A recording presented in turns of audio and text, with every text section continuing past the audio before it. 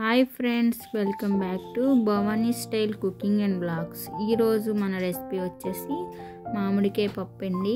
వేడివేడి అన్నంలో ఇలా పప్పు వేసుకొని పచ్చడి వేసుకొని కొంచెం అంత నెయ్యి వేసుకొని తింటే ఆహా అసలు ఏమన్నా ఉంటుందండి.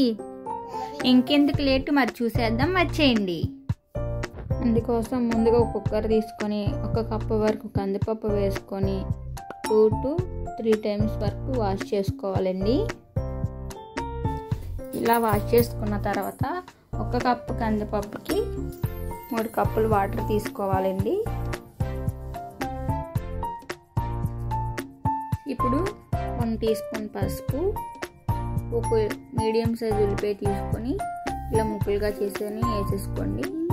ఇప్పుడు ఒక 3 లేదా 4 పచ్చిమిర్చిని ఇలా విరిపేసుకొని వేసేసుకోండి. ఇప్పుడు ఒక 1/2 స్పూన్ కారం కూడా వేసేసుకోండి. ఇప్పుడు కుక్కర్ మూత పెట్టేసుకొని ఒక 4 విజిల్స్ రానివ్వండి. ఈలోపు మనం ఒక గిన్నె తీసుకుని ఒక 100 ml వాటర్ పోసుకొని ఒక పుల్లటి పచ్చి మామిడికాయ తొక్క తీసేసుకొని ఇలా చిన్న చిన్న ముక్కలు కోసుకొని మీడియం ఫ్లేమ్ మీద ఒక 50 minutes కుక్ చేసుకోండి. ఈలోపు కుక్కర్ విజిల్స్ కూడా వచ్చేసినాయండి. కుక్కర్ ప్రెషర్ అంతా పోయిన తర్వాత మూత తీసేసుకొని పప్పుని ఇలా మెత్తగా పప్పు గుత్తుతో కానీ ఇలా గరిటెతో కానీ మెదిపేసుకోండి. ఇప్పుడు మనం పెట్టుకున్న మామిడికాయ గుజ్జుని కూడా ఇందులో వేసేసుకొని తగినంత ఉప్పు కూడా వేసుకొని మరొకసారి బాగా కలిపేసుకోండి.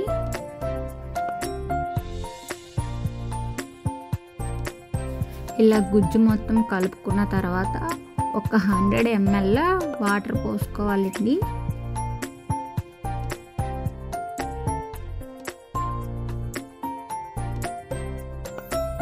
ఇలా వాటర్ పోసుకొని మరొకసారి కలిపేసుకున్న తర్వాత స్టవ్ ఆన్ చేసి మీడియం ఫ్లేమ్ పెట్టుకొని ఇంకో 5 minutes ఇలా మరిగించుకోవాలండి. మరిగిన తర్వాత ఇలా తాలింపులు వేసుకోవాలి. ఒక ప్యాన్ తీసుకొని ఆయిల్ వేసుకొని అందులోకి కచ్చాపచ్చా దంచిన 5 లేదా 6 వెల్లుల్లి రెమ్మలు వేసుకొని బాగా వేయించుకోవాలండి. ఇప్పుడు 2 లేదా 3 ఎండుమిర్చిని ఇలా విరిపేసుకొని వేసేసుకోండి. వేసుకున్న తర్వాత పోపు దినుసులు కూడా ఇలా వేసేసుకోండి. వేసుకున్న తర్వాత ఒక గుప్పిడంత కరివేపాకును కూడా వేసేసుకోండి. తర్వాత ఒక చిటికెడు ఇంగు కూడా వేసుకొని ఇలా మరొకసారి మొత్తం కలిపేసుకోవాలి. ఇప్పుడు ఈ తాలింపుని ఇలా పప్పులు వేసేసుకొని మరొకసారి బాగా కలిపేసుకోవాలండి.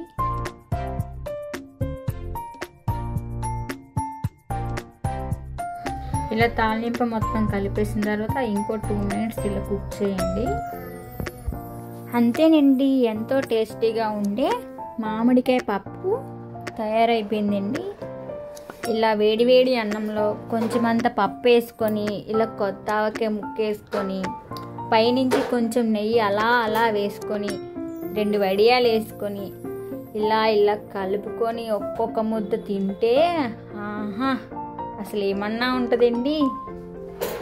తప్పకుండా మీరు కూడా ట్రై చేయండి ఫ్రెండ్స్.